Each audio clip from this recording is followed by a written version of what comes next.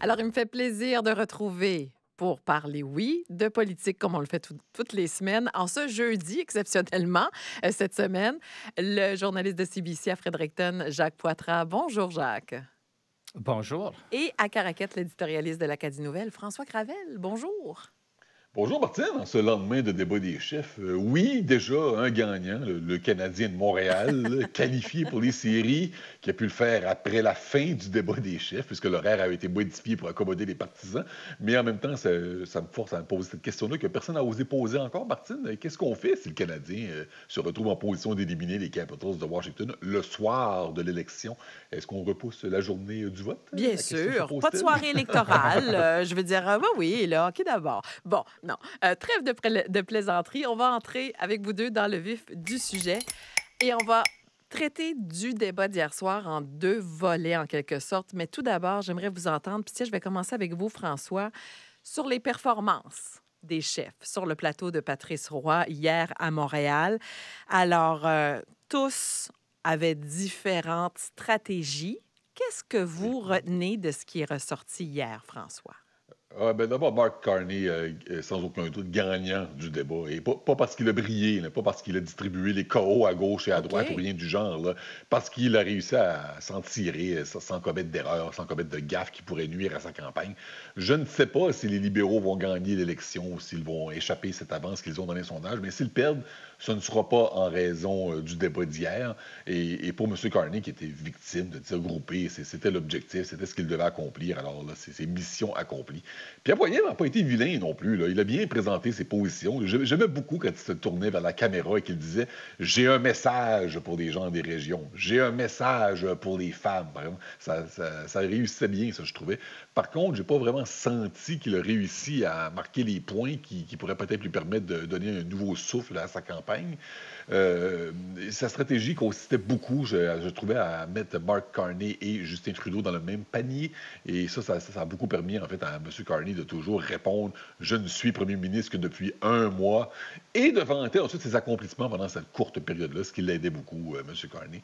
Et M. Singh, ce que j'ai retenu de lui, honnêtement, c'est sa sortie contre l'animateur Patrice Roy à propos de son temps de parole concernant le fait qu'il a été coupé, mais surtout qu'il voulait parler de santé. Puis je l'avais pas vu venir, celle-là, mais ça lui a permis, en fait, au-delà de cette petite prise de bec, de se démarquer sur cet enjeu-là, de montrer que lui, il est là, l'homme de la santé, un enjeu qui n'a pas pris beaucoup de place dans la campagne et qui a permis d'attirer des projecteurs sur lui, M. Singh, pendant ces quelques minutes-là, quelque chose qu'il a beaucoup de misère à accomplir depuis le début de la campagne. D'accord. Alors, de votre côté, sur la performance des chefs, Jacques Poitras, qu'est-ce que vous avez dénoté du débat d'hier soir? Je trouvais que Pierre Poilievre était beaucoup mieux en français, évidemment, que Mark Carney. Mark Carney avait la misère à discuter des détails, des nuances, à interrompre les autres chefs quand il était attaqué. La Je pense, spontanéité n'y était pas, là. Exactement. Pierre Poilievre l'accusait d'être un conseiller de Justin Trudeau 3 ou 4 fois avant que M. Carney a pu répondre et réagir à cette attaque-là. Je questionne si c'est vraiment une bonne attaque pour M. Poilievre parce que Justin Trudeau a gardé une certaine popularité relative à la reste du pays chez les francophones. Alors, je ne sais pas si ce lien-là est tellement, fait tellement mal à M. Carney. La question pour Mark Carney, est-ce qu'il représente le changement? Et il disait souvent « je viens d'arriver ». Mais c'était difficile pour lui de vraiment répondre d'une façon très détaillée. Je pense que malgré ça, il a réussi on pouvait discerner sa capacité d'être premier ministre. Puis ça, c'est clé, je pense. Mais aucune question que Pierre Poilievre était beaucoup plus clair. Je donne des points aussi à M. Poilievre pour être très franc sur son appui pour un oléoduc, une énergie Est. Ce qui est très controversé au Québec. Il n'a pas caché du sujet. Et si je ne me trompe pas, il était le seul à reconnaître les minorités linguistiques à travers le pays quand il parlait de la nécessité de Radio-Canada hors du Québec. Alors, ça aussi, c'était intéressant. Merci beaucoup. Pour le deuxième volet, on va un peu garder un pied dans le débat d'hier et en placer un dans le quotidien de la campagne électorale pour parler des enjeux. Je vais poursuivre avec vous, Jacques Poitras. Donc, il y avait des enjeux précis là, qui étaient mis de l'avant lors de ce débat, pas assez de santé, visiblement, au goût de M. Singh. Mais bon, qu'est-ce qu'on peut dénoter de ce qui est ressorti des enjeux pour chacun, mais également de comment ça s'est traduit sur le chemin de la campagne électorale, Jacques?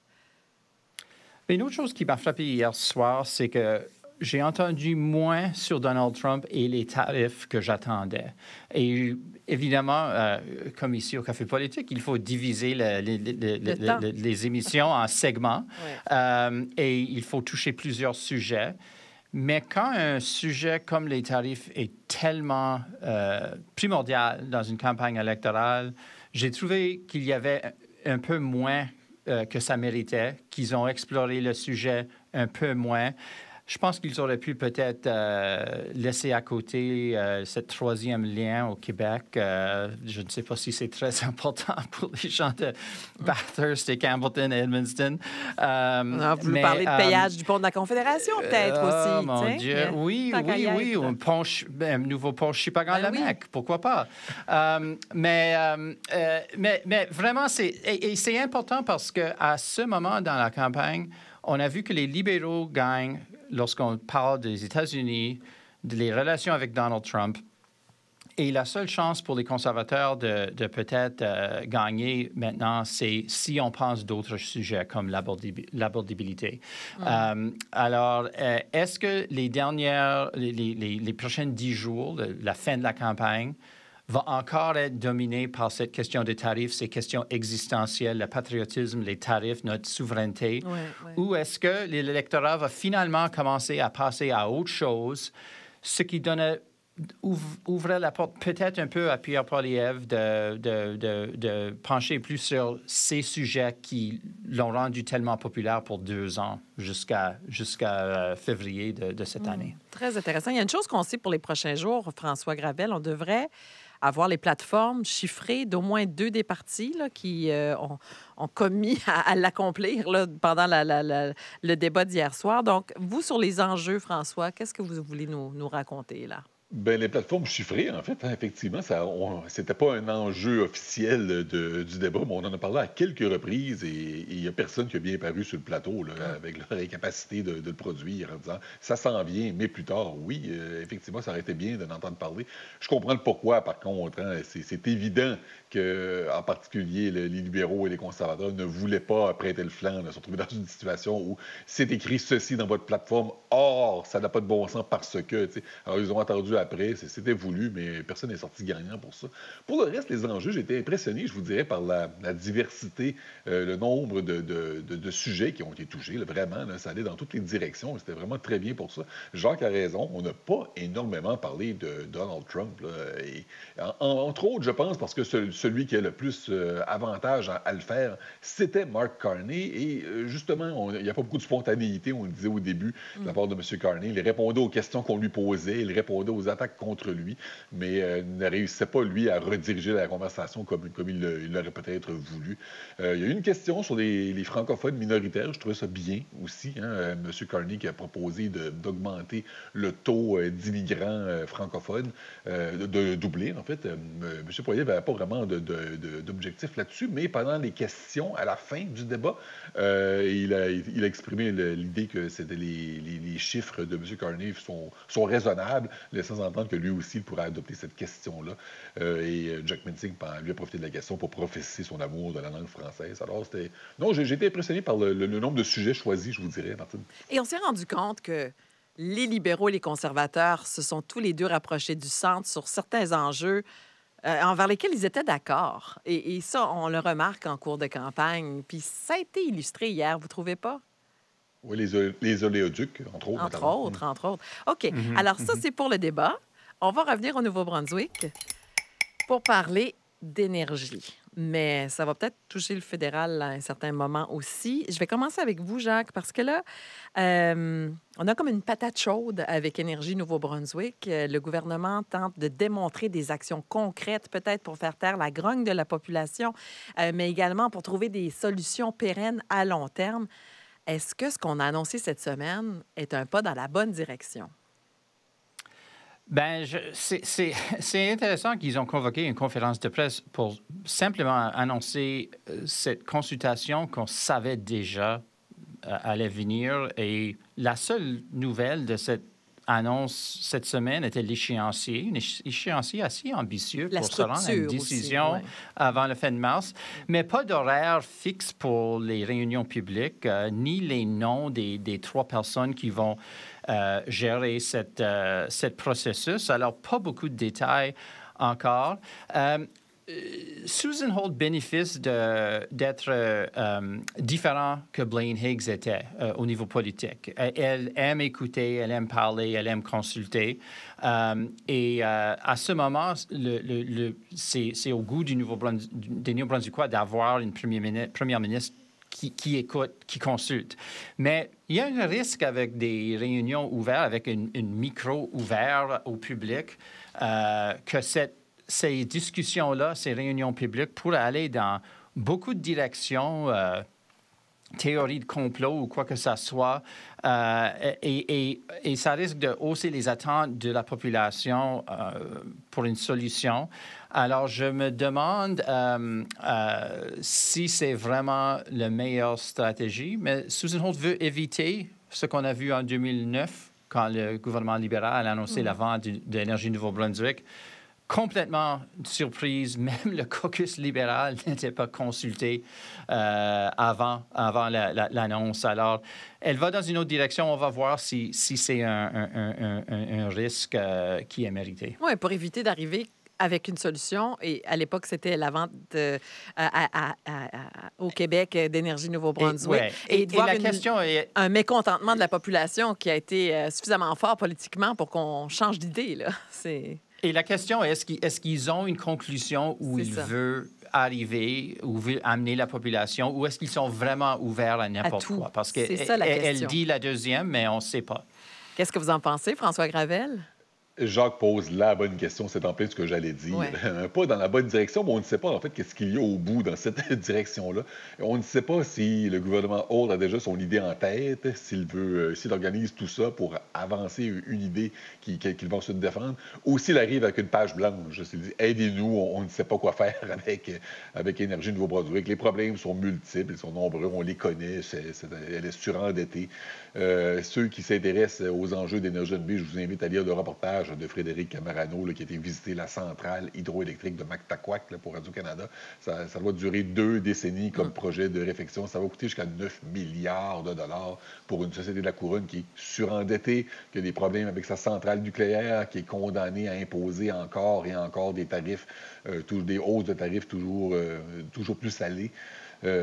J'ai écrit quelques fois en éditorial par le passé que je croyais qu'il fallait vendre Énergie NB en 2010 quand c'était le temps, mais est-ce que c'est encore le moment aujourd'hui? Est-ce que ça vaudrait la peine? Est-ce que ça empêcherait même des hausses de tarifs si c'était fait? Je suis loin d'en être convaincu aujourd'hui.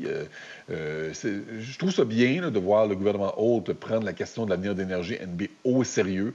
Clairement, il cherche des solutions, un comité d'experts qui va être mis sur pied pour mener un examen stratégique. C'est une bonne idée. La population va être consultée. Je crois que c'est une bonne idée aussi. Toutes des choses positives. Mais ça reste à voir où ça va nous mener, et ça, on n'en a aucune espèce d'idée présentement. Merci beaucoup, François. On va donc arriver au moment tant attendu de vos cafés. Et vous étiez bien parti à Caraquette. François Gravel, éditorialiste pour l'Acadie Nouvelle. C'est vous qui lancez le bal des cafés pour cette semaine.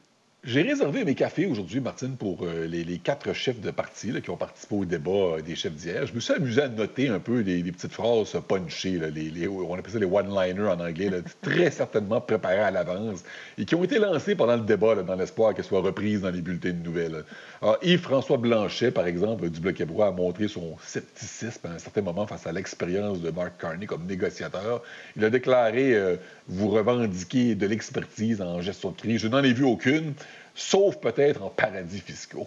Ouch, ça pince. Là où ça fait mal.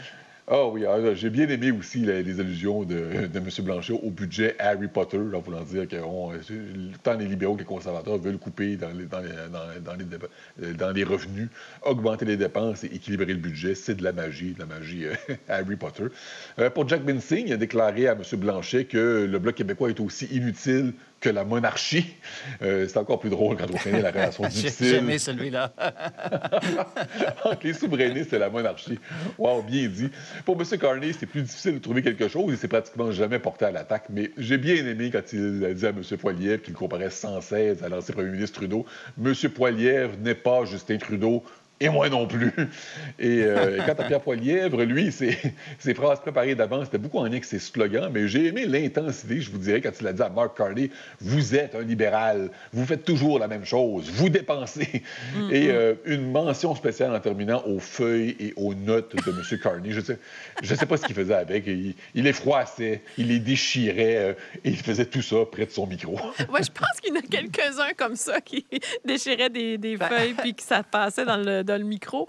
Le micro qui a été fermé à un certain moment. Hein? Il y a eu un moment assez intense, n'est-ce pas, dans ce débat en français. Jacques, vos cafés cette semaine? Bien, j'avais un café aussi pour la personne qui déchirait ses notes, mais je ne sais pas qui ce que c'était parce que je l'ai entendu à un certain moment pendant que Mark Carney parlait. Alors, je ne savais pas si c'était Pierre Poilievre. C'est peut-être une stratégie, vous voyez, les opposants déchirent les feuilles. Oui, mais maintenant, Patrice Roy connaît comment fonctionner les micros. Alors, je ne pense pas que c'était lui.